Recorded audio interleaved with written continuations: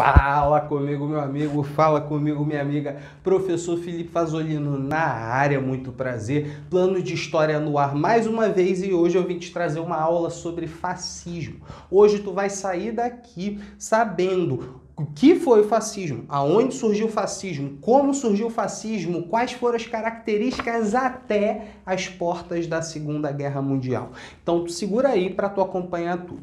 Mas eu deixo aqui também um convite de uma aula que eu gravei sobre estados totalitários. Serve como uma introdução sobre esse assunto, fascismo, e o próximo assunto, nazismo, tá? Então fica aqui o convite e aproveita, dá aquela curtida aí, aproveita. Fascismo, vamos começar, mas calma. Para eu começar a falar de fascismo, eu quero recitar Mussolini, o líder do fascismo. Olha só o que ele disse. O fascismo não acredita na possibilidade nem na utilidade de uma paz permanente. Somente a guerra exige, ao máximo, as energias humanas e imprime um sinal de nobreza aos povos. Para os fascistas, a vida é um combate incessante. O essencial do fascismo é sua concepção de Estado. Tudo no Estado, nada contra o Estado, nada fora do Estado. Se o liberalismo significa indivíduo, o fascismo significa Estado. Volta pra cá, Ei, meu irmão, tu se ligou que Mussolini, o líder do Partido Nacional Fascista Italiano, ele tá dizendo assim, ó, paz, nada a ver. Nossa sociedade, a sociedade italiana, ela tem que viver com um objetivo, com características bélicas, expansionistas, militarizadas. E sim, esse movimento fascista, ele quer controlar o Estado e fazer com que o Estado se organize de uma nova forma que controle tudo na sociedade. O próprio cotidiano das pessoas, controlar a política, a economia, a cultura, as artes e um monte de coisa. Tá? Então esse movimento fascista, segundo o ponto de vista de Mussolini, ele tem o Estado como principal característica. E aqui tu já deixa anotado, essa é uma grande característica do fascismo. Agora, o que é o fascismo? O fascismo é um movimento político autoritário de extrema direita, com características nacionalistas, militaristas, totalitárias. Esse movimento político ele vai empreender um estado policial de perseguição em seus lugares, Itália e Alemanha, muito grande. E o que vai permitir com que o fascismo surja? O fascismo ele surge como uma terceira via.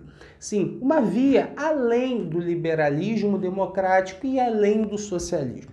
Essa terceira via, ela viria para resolver os problemas de uma Europa pós Primeira Guerra Mundial, que estava ferrada, e isso gerava problemas. Bom, as pessoas querem soluções.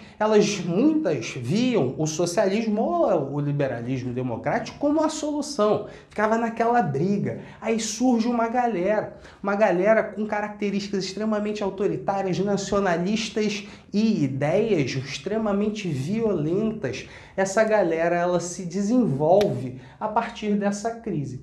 E no caso italiano, a Itália, ela sai da guerra, apesar de uma pequena participação comparada com a sua participação na Segunda Guerra, ela sai da guerra meio desgostosa da vida. Porque a Grã-Bretanha, a Inglaterra, ela fez uma promessa para a Itália pular de lado durante a Primeira Guerra Mundial. E tu se lembra dessa história toda, ela pulou de lado.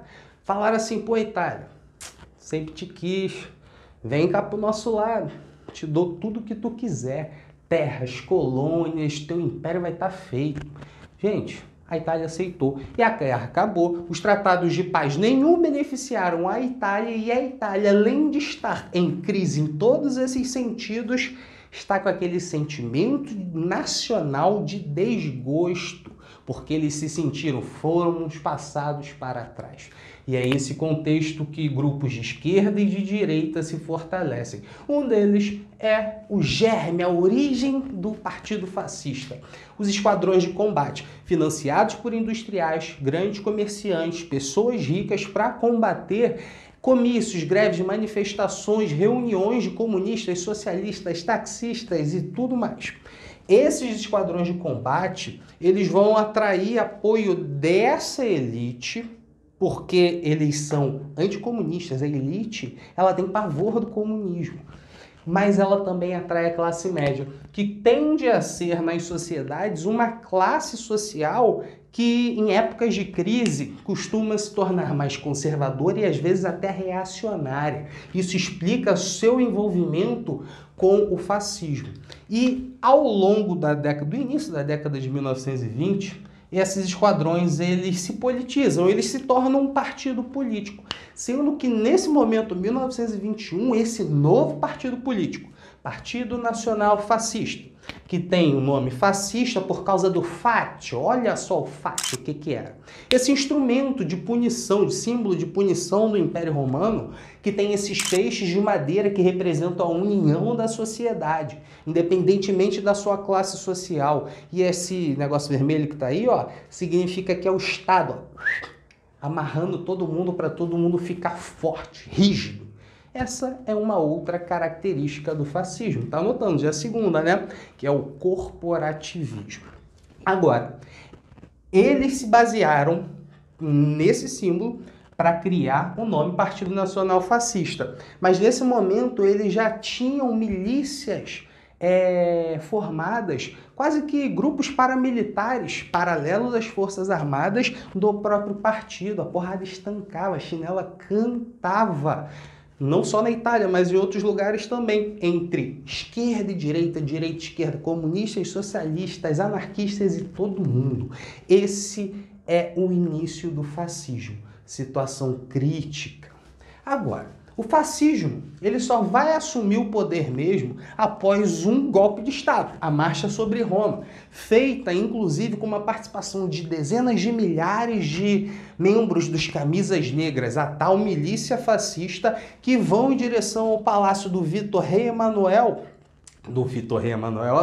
Vítor Emanuel, para falar assim, olha só, tem que acabar com essa baderna. Tá todo mundo se ferrando aí, vocês têm que botar Mussolini no poder, irmão. Bota Benito Mussolini no poder, ó. Olha só, todo mundo tá aqui para você fazer isso. E essa pressãozinha, né, foi aceita. O rei fala assim, beleza, Mussolini, vem governar aqui agora. Você vai governar. Isso não significa que o Partido Fascista começou de imediato a sua ditadura. Não.